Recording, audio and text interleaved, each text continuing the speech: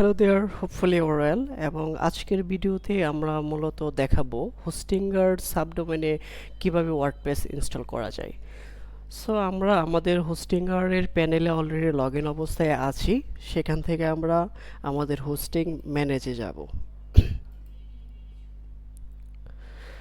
ওকে, তো ফার্স্ট আমরা একটা সাবডোমেন ক্রিয়েট করে নেব। সেজন্য আমরা ডোমেনে ক্লিক করে সাবডোমেনে ক্লিক করব।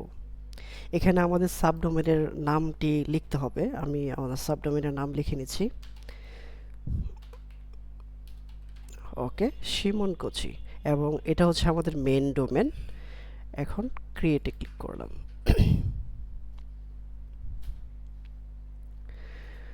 ওকে, আমাদের সাবডোমেন ক্রিয়েট করা কমপ্লিট। এখন আমরা ওয়ার্ডপ্রেস ইনস্টল করব। তো ওয়ার্ডপ্রেস ইনস্টল করার জন্য আমরা ওয়েবসাইট এখানে ক্লিক করব, তারপর ওটি ইনস্টলারে ক্লিক করব। এখান থেকে আমরা ওয়ার্ডপ্রেস সিলেক্ট করব।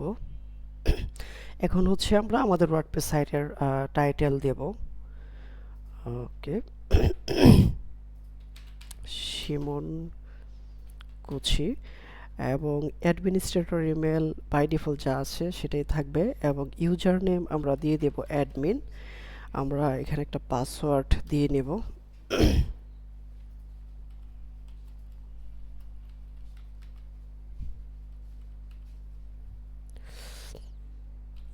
ওকে, আমি একটা পাসওয়ার্ড দিয়ে নিলাম। এখানে সবগুলো কন্ডিশনই ফিল আপ করতে হবে।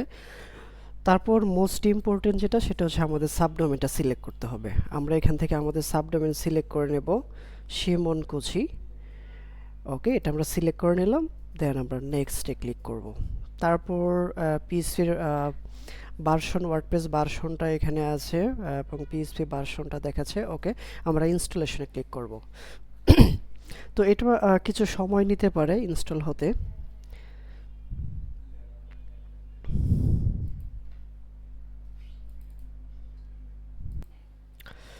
ওকে, আমাদের ওয়ার্ডপ্রেস ইনস্টলেশন কমপ্লিট।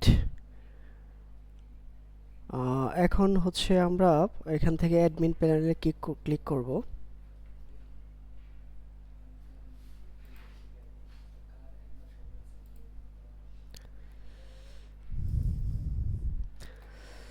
তো এটা হচ্ছে আমাদের ওয়েবসাইটের ব্যাকএন্ড, এবং আমরা যদি এখান থেকে ভিজিট সাইটে ক্লিক করি, এটা হচ্ছে আমাদের ওয়েবসাইট। সো আমরা দেখলাম কিভাবে হোস্টিঙ্গার সাবডোমেনে ওয়ার্ডপ্রেস ইনস্টল করতে পারি। Thank you so much.